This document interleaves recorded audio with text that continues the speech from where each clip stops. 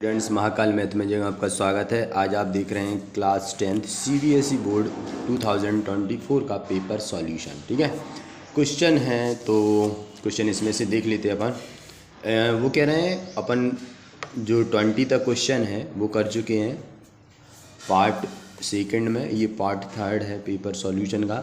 मुझे टुकड़ों में इसलिए बनाना पड़ रहा है क्योंकि थोड़ा मोबाइल का स्पेस फुल हो जाता है इसलिए। ठीक है, तो ये 21 क्वेश्चन है, कह रहे हैं in what ratio is the line segment joining the point 3, -5 and -1 is 6 divided by the line y = x।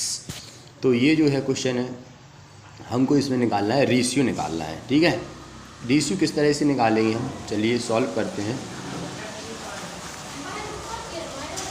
तो यहाँ पे जो है अगर हम पॉइंट्स लिख लेते हैं, क्या जो पॉइंट्स हमें दिए हैं, थोड़ी टेबल ऊपर नीचे है। पॉइंट्स क्या है हमारे पास, x1 की जो वैल्यू है 3, y1 की जो वैल्यू है -5, x2 की जो वैल्यू है हमारे पास -1 और y2 की जो वैल्यू है वो है 6। अंडरस्टैंड, ये जो वैल्यू है अब हम क्या लिखेंगे, एज्यूम कर लेंगे, एज्यूम की जो रेशियो है वो के रेशियो 1 के रेशियो में क्या कर रहा है, इंटरसेक्टिंग कर रहा है। तो हम क्या करेंगे, इंटरसेक्टिंग का फॉर्मूला लगाएंगे। क्या होता है formula, mx2 x = +nx1 upon m + n। ठीक है, और y = क्या होगा, y = फॉर्मूला है अपना क्या, m/2 + n/1 upon m + n। Right, तो m की जगह हमने क्या मान लिया है k और n की जगह हमने मान लिया 1। ठीक है, इसको लिखेंगे हम किस तरह से लिखेंगे, तो x = k, x2 की जो वैल्यू है वो -1 है, प्लस n की जगह हमने क्या माना 1, और x1 की जो वैल्यू है वो 3 है। Right, upon k + 1। इसी तरह y = करेंगे, m की जो वैल्यू है वो k है, y2 की जो वैल्यू है वो 6 है, प्लस n की जो वैल्यू है वो 1 है, और y1 की जो वैल्यू है -5 अपॉन k + 1। यहाँ पर हम क्या करेंगे, x = -k + k3 upon k + 1। इधर क्या हो जाएगा, y = 6k - k5 upon k + 1। तो अब उन्होंने हमें क्या दिया, y = x दिया है, तो y की वैल्यू यहाँ रख देंगे 6k - 5 k + 1 = -k + 3 upon k + 1। इससे ये कैंसिल हो जाएगा। हम क्या करेंगे, अब k को एक साइड करेंगे तो k माइनस का इस साइड आएगा, तो 6k + k = 3, और ये साइड आएगा प्लस के 5, यहाँ हो जाएगा 7k = 8। तो 8k, अच्छा, तो हमारा जो वैल्यू आई है वो 8/7 हो जाएगा, यानी 1 मान लो। तो इसकी जो वैल्यू है 8:7, किस रेशियो में डिवाइड करेंगे, 8:7। ओके, तो आई होप आपको ये समझ में आया होगा। अब हम नेक्स्ट क्वेश्चन करते हैं। नेक्स्ट क्वेश्चन क्या है, a 3,0, b 6,4 and c -1,3 are the vertices of the triangle. ठीक है, ये क्या है, एक ट्राइंगल है, एक मान लो हमने क्या मान लिया, ट्राइंगल मान लिया। तो यहाँ a b c, ये क्या है 3,0, ये 6,4 और यहाँ पे -1,3, ये जो है ट्राइंगल के वर्टिसेस हैं। अब वो कह रहे हैं find the length of median B, यहाँ पे एक मीडियन है वी ई है, तो ई जो है वो क्या होगा, इन दोनों का मिड पॉइंट होगा। तो फर्स्टली हम क्या फाइंड कर लेंगे, मिड पॉइंट। तो यहाँ पे यदि हम मिड पॉइंट फाइंड करेंगे, मिड पॉइंट क्या हो जाएगा, मिड पॉइंट का फॉर्मूला होता है x1 + x2/2 y1 + y2/2। x1 की वैल्यू ये है, या ये मान लो, कुछ ही मान लो, तो 3 - 1 क्या हो जाएगा, 3 - 1/2, y1 की वैल्यू है 0 + 3/2। तो यहाँ पे क्या हो जाएगा 2/2, और इधर हो जाएगा 3/2। ये 1 आ गया मिड पॉइंट, और एक क्या आ जाएगा 1.5 समथिंग आ जाएगा। ठीक है, तो ये हमें जो मिल गए हैं 1 और 1.5। ठीक है, ये मिले। अब हम इसको निकालना है, क्या कह रहा है, find the length of the median B E. तो formula of the distance formula लगा देंगे यदि हम इनके बीच में। कौन सा फार्मूला लगाएंगे? डिस्टेंस का फार्मूला, राइट। तो डिस्टेंस फार्मूला क्या होता है हमारा? अंडर रूट में देख इन दोनों के बीच में लगाएंगे तो हम इसको मान लेंगे x1/1 और x2/2। जो फार्मूला होता है यहीं पे कर ये देता हूँ मैं, इसको ज़रा समझना है। अंडर रूट में x2 - x1, तो x2 - x1 1 - 6 का होल स्क्वायर प्लस y2 यानी 1.5 - 4 का स्क्वायर। तो इसमें से ये माइनस हो जाएंगे, अपने पास क्या बचेगा? -5 का स्क्वायर प्लस इधर क्या बचेगा? -2.5 का स्क्वायर। 5 का स्क्वायर 25 प्लस इधर क्या हो जाएगा? 6.25। इन दोनों को ऐड कर देंगे तो अपने पास आ जाएगा 31.25, और इसका हम जो रूट निकालेंगे वो समथिंग हमारा आ जाएगा 5.6 अप्रॉक्स। ठीक है, तो हमारा जो बी मीडियन है वो क्या आ जाएगी? 5.6। ओके, देखो 22 क्वेश्चन है जो किस तरह से है। उन्होंने कहा है in the given figure A B and C D are the tangent to the circle centre at O is angle B A C. कौन सा? B A C equal to D C A. Justify your answer. वो कह रहे D C ए, ये दोनों कैसे angle बराबर हैं, इसको अपन को बताना है कि ये बराबर क्यों है। देखो अगर मैं शॉर्ट में बताऊं, लॉन्ग में बताऊंगा तो वीडियो लंबा हो जाएगा, तो लंबा हो जाए लेकिन आपको समझ में आना चाहिए। ठीक है, ये हमने राइट, ये अपन ने क्या बना ली, थोड़ी टेढ़ी हो गई है टेंजेंट, समझ रही ना। ये जो टेबल रखी है ना ये ऊपर नीचे है, इसलिए टेंजेंट जो अपने टेढ़ी बन गई। ठीक है, यहाँ पे ओ सेंटर दे दिया। ठीक है, अच्छा तो इस क्वेश्चन को हम किस तरह से करेंगे? यहाँ पे इन्होंने वी दिया, ए दिया और ये सी और ये डी पॉइंट दिया। हम इनको क्या करेंगे, इनमें हम एक रचना कर देंगे। ये हमने रचना कर दी है। ठीक है, तो ज़रा इसको हमें अच्छे से देखना है, समझना है। देखो यदि एक टेंजेंट है, हमने क्या पढ़ा था, थ्योरम थी एक, कि एक टेंजेंट पर यदि कोई भी जो रेडियस है तो वो टेंजेंट पर परपेंडिकुलर होती है। क्या होती है? परपेंडिकुलर होती है। यानी कि ये जो एंगल है हमारा, ये जो एंगल है वो 90 डिग्री का एंगल बनाएगा। तो अब देखो इधर देखते हैं अपन, तो अपन लिखना है यही कि the radius of the tangent is a perpendicular on the tangent. ठीक है, तो यहाँ पे हम लिखेंगे angle V A O. V A O equal to angle D C O. D C O के बराबर है। ठीक है, क्यों बराबर है?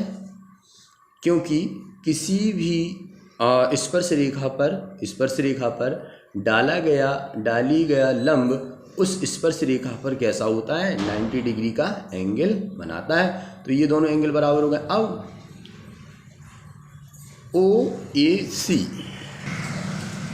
तो यहाँ पे ये जो है एंगल कैसे हो गए हैं अपने? 90 डिग्री हो गए। तो ये वाला एंगल और ये वाला एंगल कैसा हो गया है अपना? 90 डिग्री। ठीक है, सेम है।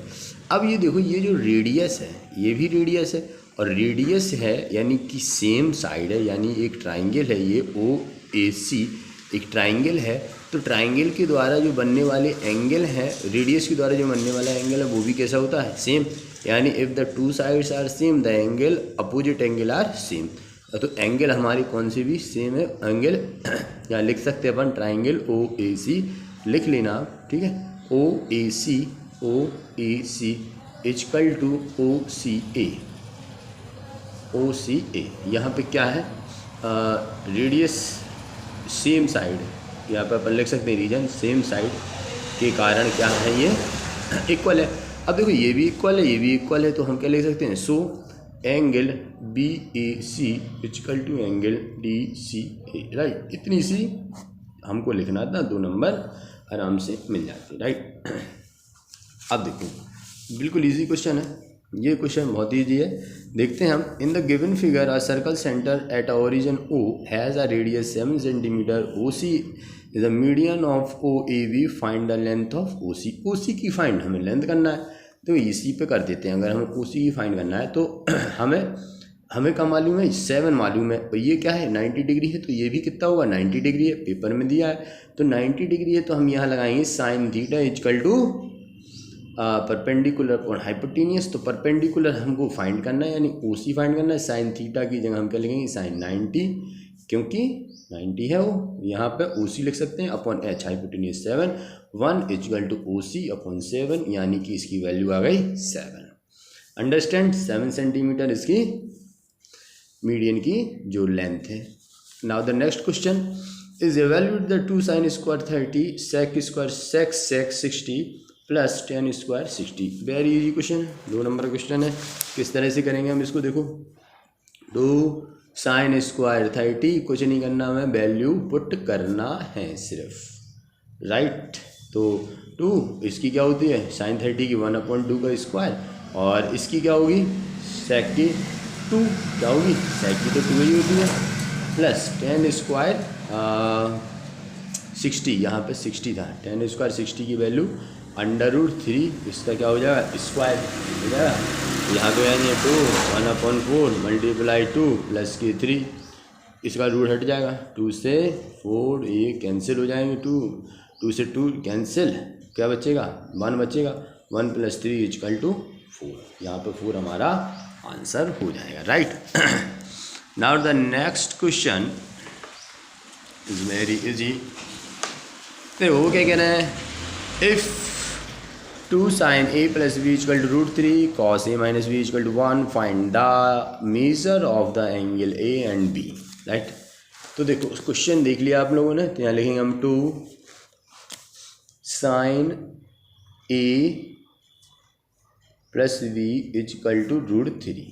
तो यहाँ पे है sin A + B = √3/2, और ये जो वैल्यू होती है A + B = sin 60 की होती है, कैंसिल हो जाएगा। तो यहाँ पे क्या बचेगा अपना A + B = 60, इक्वेशन फर्स्ट। इसी तरीके से हम इक्वेशन सेकंड को भी बनाएंगे, cos, यहाँ इक्वेशन सेकंड क्या बनेगी अपनी, cos क्या दिया है क्वेश्चन में, cos A - B = 1, तो यहाँ पे 1 जो वैल्यू होती है, अच्छा 1 किस में होती है, 0 डिग्री में होती है, cos 0 की वैल्यू कितनी होती है 1, तो हमने इसको रख दिया। यहाँ पे cos से cos कैंसिल हो जाएगा, ठीक है।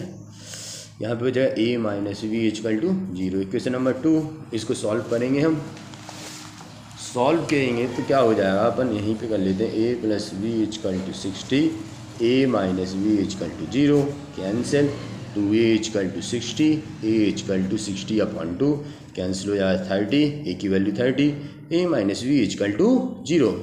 इक्वेशन नंबर 2 में हम पुट कर देंगे, ठीक है। तो A की वैल्यू 30 - B = 0, तो V = भी 30 डिग्री, ओके। तो आई होप आपको ये क्वेश्चन अच्छे से समझ में आ रहे होंगे, CBSE बोर्ड के क्वेश्चन है। अब देखो ये जो क्वेश्चन है वो कह रहे हैं, ये क्वेश्चन आता ही है हर बार, can the number a⁴n, n being a natural number and with the digit 0 give reason. वो क्या कह रहे हैं इस क्वेश्चन को, चलो इधर कर लेते हैं, पेज छूट गया है। तो यहाँ पे 8⁴n दिया है, ठीक है। तो कह रहे हैं रीज़न लिखो कि अगर हम, क्या रीज़न होगा कि जो वो कह रहे हैं कि